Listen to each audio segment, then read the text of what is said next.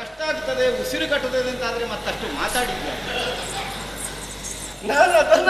ಈಗ ಏನು ಉಸಿರು ಬಿಡ್ತೀರಿ? ಬುಸು.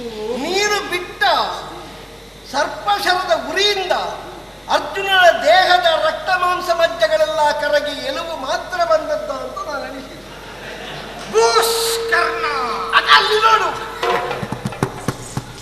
ನೀನು ಬಿಟ್ಟದ್ದು ಅದಕ್ಕೂ ಗೊತ್ತಾಗಿದೆ. ನೀನು ಬೂಸು ಕರ್ಣ ಅಂತ ಗೊತ್ತಾಗಿದೆ. ಅದನ್ನು ಹೇಳಿದ್ದಲ್ಲ, ಮತ್ತೆ ಅದು ಬಂದದ್ದು ಯಾಕೆ ನನಗೆ ಗೊತ್ತಾಯ್ತು.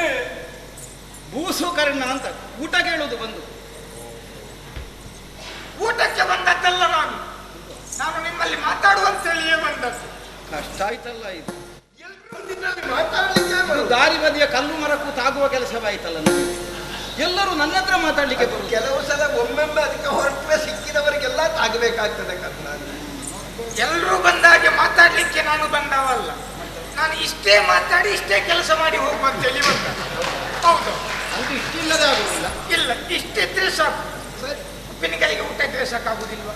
ಉಪ್ಪಿನಕಾಯಿ ಊಟ. ಹೌದೌದು, ಅಲ್ಲ, ಊಟಕ್ಕೆ ಉಪ್ಪಿನಕಾಯಿ ಅದು ನಿಮ್ಮ ನನ್ನದಷ್ಟೇ. ಒಳ್ಳೆಯದು. ಹೇಳು. ಇದು ಆಯ ತಪ್ಪಿತ್ತೀಗ, ಬೇರೇನಲ್ಲ. ಯಾವುದೇ ಕೆಲಸ ಮಾಡುವಾಗಲೂ ನಾವು ಆಯಕ್ಕೆ ಸರಿಯಾಗಿ ಮಾಡಬೇಕು.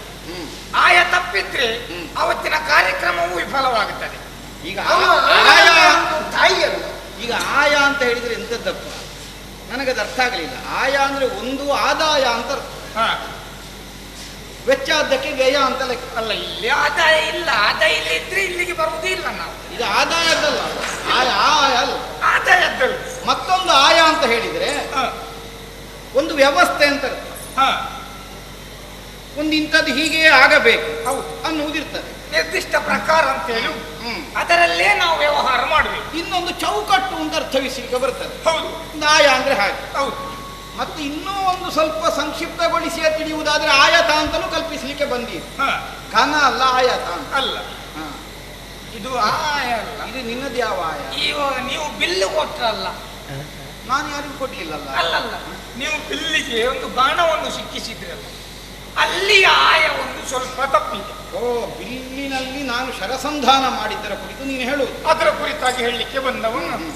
ನೀವೀಗ ಆಯ ಸ್ವಲ್ಪ ತಪ್ಪಿಸಿದ ಕಾರಣ ಅದು ಹೋಗಿ ನೇರವಾಗಿ ತಲೆಯನ್ನು ತೆಗೆಯಬೇಕಿತ್ತು. ಯಾವುದು?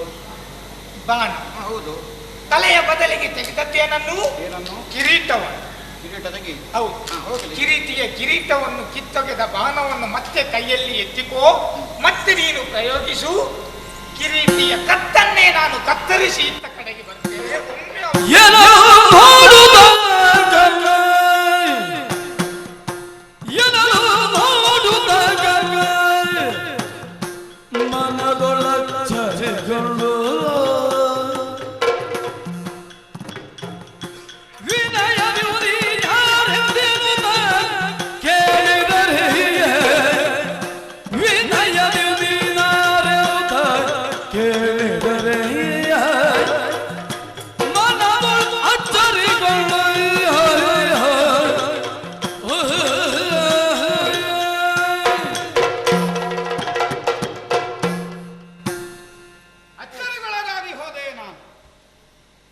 ಭೂಪತಿಗಳು ಆಗಲೇ ಹೇಳಿದರು, ಶರಸಂಧಾನದಿಂದ ನೀನು ನಿಶ್ಚಯಿಸಿದ ಪರಿಣಾಮ ನಿನಗೆ ದೊರಕಲಾರದು.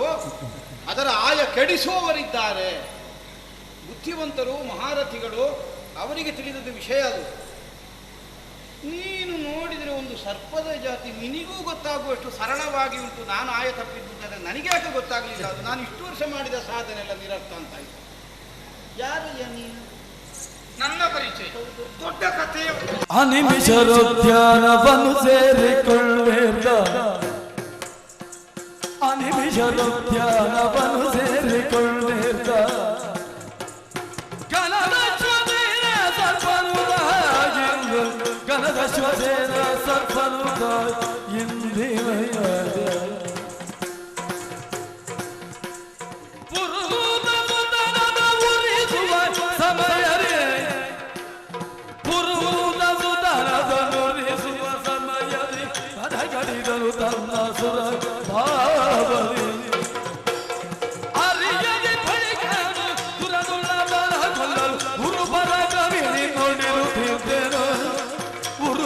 ಕವಿನಿ ಇರುತ್ತಿದ್ದೇನೋ ಅನಿಮಿಷರು ಧ್ಯಾನವನ್ನು ಸೇರಿಕೊಳ್ಳಿದ್ದ ಗಣದ ಶ್ವರೇನ ಸರ್ಪನು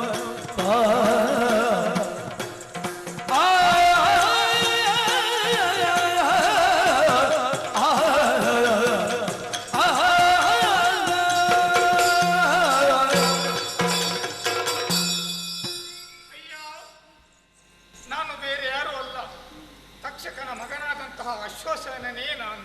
ತಕ್ಷಕಪುತ್ರನು? ಹೌದು, ನಿನ್ನನ್ನು ಸೇರಿಕೊಳ್ಳಬೇಕು ಅಂತಾದ್ರೂ ಒಂದು ಕಾರಣ ಉಂಟು. ನಿನಗೆ ಅವನ ಮೇಲೆ ಹಗೆ ಮಾತ್ರ ಅಲ್ಲ, ನನಗೂ ಹಿಂದಿನ ಒಂದು ಹಗೆ ಉಂಟು. ಅದನ್ನು ತೀರಿಸುವುದಕ್ಕೆ ಬೇಕಾಗಿಯೇ ನಿನ್ನ ಜೊತೆ ಸೇರಿದವ ನಾನೀಗ. ಅರ್ಜುನನ ಅಣ್ಣನಿಗೆ ಅಜಾತ ಶತ್ರು ಅಂತ ಹೆಸರು. ಅರ್ಜುನನಿಗೆ ಊರಿನಲ್ಲೆಲ್ಲ ವಿರೋಧಿಗಳು. ಹೌದು. ಆದ್ದರಿಂದ ಅರ್ಜುನನಿಗೆ ಹಾಗೆ ಇದೆ ಅಂದ್ರೆ ನಮ್ಗೆ ಅಚ್ಚರಿಯ ವಿಷಯ ಏನೂ ಅಲ್ಲ. ನಿನಗೆ ಯಾಕೆ ಹಾಗೆ ಅವನ? ನನಗೆ ವೈಯಕ್ತಿಕವಾಗಿ ಹಗೆ ಬರುವುದಕ್ಕೆ ಕಾರಣ ಉಂಟು. ಏನು? ಅವನನ್ನ ತಾಯಿಯನ್ನು ಕೊಂದಂತಹ ಪಾಪಿ ಈ ಹಿಂದೆ ಅಗ್ನಿಗೆ ಒಮ್ಮೆ ಅಜೀರ್ಣವಾಯ್ತಂತೆ. ಹೌದು, ಯಾರಿಗೆ ಅಜೀರ್ಣ ಆದ್ರೂ ಪರವಾಗಿಲ್ಲ, ಅಗ್ನಿಗೆ ಅಜೀರ್ಣ ಆದ್ರೆ ಅದನ್ನು ತಡ್ಕೊಳ್ಳುವಂತಹ ಶಕ್ತಿ ಯಾರಿಗೆ? ಅಲ್ಲ, ಅಜೀರ್ಣ ಆದ್ರೆ ಎಲ್ಲರಿಗೂ ಕಷ್ಟವೇ. ಇನ್ನೊಬ್ಬರಿಗೆ ಸುಲಭ ಕಾಣ್ತದೆ, ಇನ್ನೊಬ್ಬರ ಅಜೀರ್ಣ ಅವರಿಗೆ ಅಲ್ಲಿ ಅರ್ಥ ಆಗ್ತದೆ. ಅವರವರಿಗೆ ಕಷ್ಟವೇ ಅದು ಅಜೀರ್ಣ ಆದ್ರೆ ಅವರವರಿಗೆ ಕಷ್ಟ, ಆದ್ರೆ ಇವನ ಅಗ್ನಿಯ ಅಜೀರ್ಣದಿಂದಾಗಿ ಊರಿನವರಿಗೆಲ್ಲ ಕಷ್ಟ. ಅದು ಅಜೀರ್ಣ ಜೋರಾದ್ರೆ ಮತ್ತೆ ಹತ್ತಿರ ಇದ್ದವರಿಗೆಲ್ಲ ಕಷ್ಟ. ಹೌದು, ಆದ್ರೆ ಇವ ಇದ್ದ ನಮ್ಮ ಪ್ರಾಣಿ ವರ್ಗ, ಸಸ್ಯ ವರ್ಗ, ಎಲ್ಲಾ ವರ್ಗಕ್ಕೂ ಇವ ಕಷ್ಟವನ್ನು ಕೊಡ್ತಾ ಇದ್ದ. ಅದೇ ಹೇಗದು? ಅಗ್ನಿ ಅಜೀರ್ಣವಾದಂತಹ ಸಂದರ್ಭದಲ್ಲಿ ಇಡೀ ಕಾಡನ್ನೇ ಕಾಳ್ಗಿಚ್ಚಿನಿಂದ ಸುಡ್ತಾ ಇದ್ದ. ಆ ಸಂದರ್ಭದಲ್ಲಿ ಕಾಂಡವವನವನ್ನು ದಹನವನ್ನು ಮಾಡಿದ. ಓ, ನೀನು ಕಾಂಡವನ ದಹನದ ಕಥೆ ಹೇಳು. ಕಾಂಡವನ ದಹನದ ಕಥೆ ಹೇಳು. ಆ ಸಂದರ್ಭದಲ್ಲಿ ಅದಕ್ಕೆ ರಕ್ಷಣೆ ಕೊಡ್ತಿದ್ದದ್ದು ಯಾರು? ಅದರೊಳಗಿದ್ದಂತಹ ಪ್ರಾಣಿ ಪಕ್ಷಿಗಳು ಯಾವುದು ಹೊರ ಹೋಗಬಾರದು ಎನ್ನುವ ಉದ್ದೇಶದಿಂದ ಈ ಕೃಷ್ಣಾರ್ಜುನರು ಅದಕ್ಕೆ ರಕ್ಷಣೆ ಕೊಡ್ತಾ ಇದ್ರು. ಹೌದಂತೆ, ಅದು ನಾನು ಕೇಳಿಬಲ್ಲೆ. ಆ ಒಂದು ದಿವಸ ಕಾಂಡವನ್ನು ದಹನ ಮಾಡುತ್ತಿರುವಂತಹ ಸಂದರ್ಭದಲ್ಲಿ ನಾನು ಅದರೊಳಗೆ ಸುಟ್ಟು ಹೋಗುತ್ತೇನೆ ಎನ್ನುವಂತಹ ಭಾವನೆಯಿಂದ ನನ್ನ ತಾಯಿ ನನ್ನನ್ನು ಕಚ್ಚಿಕೊಂಡು ಕಾಂಡವನವನ್ನು ಬಿಟ್ಟು ಮೇಲಕ್ಕೆ ಹಾರಲಿಕ್ಕೆ ಪ್ರಾರಂಭಿಸಿತು. ಈಗ ನೀನು ತಕ್ಷಕನ ಮಗನಾದ್ರೂ ನೀನು ಊರಿನಲ್ಲಿಲ್ಲ, ಊರು ಬಿಟ್ಟಿದ್ದು. ಹೌದು, ಈಗ ಅಲ್ಲ, ಕಾಂಡವನದಲ್ಲಿ ಊರು ನಿಮ್ಮದು ಪಾತಾಳ ಅಲ್ಲ? ಹೌದು, ಪಾತಾಳ ಬಿಟ್ಟು ಮೇಲೆ ಬಂದಿದ್ದು, ಕಾಂಡವನಕ್ಕೆ ಬಂದಿದ್ದು. ಇರ್ಲಿ, ನೀವು ಇದ್ದದಕ್ಕೆ ನಮ್ಮದು ಆಕ್ಷೇಪ ಇಲ್ಲ. ಅಲ್ಲಿಂದ ಹಾರಿದ್ರ? ಅಲ್ಲಿಂದ ಹಾರಿದ್ದು. ಹಾರುವಂತಹ ಸಂದರ್ಭದಲ್ಲಿ ಕೃಷ್ಣನ ಸೂಚನೆಯಂತೆ ಅರ್ಜುನನ ತಾಯಿಯ ತಲೆಯನ್ನು ಛೇದಿಸಿ, ಆ ಸಂದರ್ಭದಲ್ಲಿ ತಾಯಿ ಸತ್ತು ಹೋದ್ರು. ತಾಯಿ ಕಚ್ಚಿಕೊಂಡಿದ್ದದ್ದು ನನ್ನ ಬಾಲವು ಕೂಡ ತಾಯಿಯ ಹೊಟ್ಟೆಯಲ್ಲೇ ಬಾಜಿಯಾಯಿತು. ಹಾಗೆ ನಾನು ಬಾಲವನ್ನು ಕಳ್ಕೊಂಡೆ, ನನ್ನ ತಾಯಿಯನ್ನು ಕಳ್ಕೊಂಡೆ. ಆವಾಗಲೇ ನಾನು ಶಪಥವನ್ನು ಮಾಡಿದವನಿದ್ದೇನೆ, ಅರ್ಜುನನನ್ನು ಒಂದಲ್ಲ ಒಂದು ದಿವಸ ನಾನು ಕೊಂದೇ ಕೊಲ್ತೇನೆ ಎಂಬುದಾಗಿ. ಅವಕಾಶ ನನಗೆ ಸಿಗಲಿಲ್ಲ, ಇವತ್ತು ಸಿಕ್ಕಿದೆ. ಒಂದು ಉಪಕಾರ ಮಾಡಿದೆ. ಇವತ್ತಿನ ಒಂದು ದಿವಸ ಅರ್ಜುನನಿಗೆ ನೀನು ಇವತ್ತು ಅವ ಬದುಕಿದ್ರೆ ನಾಳೆ ನೋಡಿ ನಮ್ಮದು ಆಕ್ಷೇಪ ಇತ್ತು. ಅಲ್ಲ, ಇವನ ಬಾಲ ಬಹುಶಃ ಪ್ರಾಣಾಂತಿಕವಾದ ಹಲ್ಲೆ ಬೀಳುವಾಗ ಬಾಯಿಯೊಳಗೆ ಎಂತದ್ದಾದ್ರೂ ಇದ್ರೆ ಕಚ್ಚಿ ಹೋಗ್ತದೆ. ಕೆಲವು ಸಲ ಹಲ್ಲು ಗಟ್ಟಿಯಾಗಿ ಕಚ್ಚಿಕೊಳ್ಳುವಾಗ ನಾಲಿಗೆ ಎಡೆಯಲ್ಲಿ ಸಿಕ್ಕುವ ಕ್ರಮವು ಬಹುಶಃ ಇವನ ತಾಯಿಯ ಬಾಯಿಯಲ್ಲಿ ಇವನ ದೇಹ ಇದ್ದದ್ದರಿಂದ ಬಾಣ ಬೀಳುವಾಗ ಅಲ್ಲಿಗೆ ತುಂಡಾಯ್ತಾ ಅಂತ ಇವನ ಬಾಲ ಇರಲೂಬಹುದು. ತರ್ಕಕ್ಕೆ ನಿಲುಕದ್ದಲ್ಲ ನಮಗೆ ಬೇಡ. ತಾಯಿ ಹತ್ರ ಕೇಳುವ ಅಂದ್ರೆ ತಾಯಿಯೂ ಇಲ್ಲ, ತಾಯಿ ಹತ್ರ ಆದ್ರೂ ಕರೆದು ಕೇಳಬಹುದು. ಈಗ ನನಗೊಂದು ಅಂತೂ ಯಾರಿಂದಲೇ ಹೋಗ್ಲಿ, ನಿನಗೆ ಬಾಲು ಹೋದ್ದು ಹೋದ್ದೆ ಅಲ್ಲ, ನನಗೆ ಬಾಲ ಹೋದದ್ದು. ಈಗ ಒಂದು ಪಾಲು ಮಾಡುವ ಅಂತ ನಾವು ಇಬ್ಬರು ಸೇರಿ. ಆದ್ರೆ ಬುದ್ಧಿವಂತ ಮೊದಲೇ ಹೋಗಿದೆ ಹೇಳ್ತೀನಿ, ಪಾಲು ಮಾಡುವುದಂತ. ಅದಲ್ಲ, ಅರ್ಜುನನನ್ನು ಕೊಲ್ಲುವಲ್ಲಿ ನನ್ನದು ಸಹ ಪಾಲು ಉಂಟು ಅಂತೇಳಿ ನಿನ್ನದ್ದು. ನನ್ನನ್ನು ಮತ್ತೊಮ್ಮೆ ಪ್ರಯೋಗಿಸಿ ನಾನು ತಲೆಯನ್ನೇ ಕತ್ತರಿಸಿ ಬರ್ತೇನೆ. ಮತ್ತೊಮ್ಮೆ?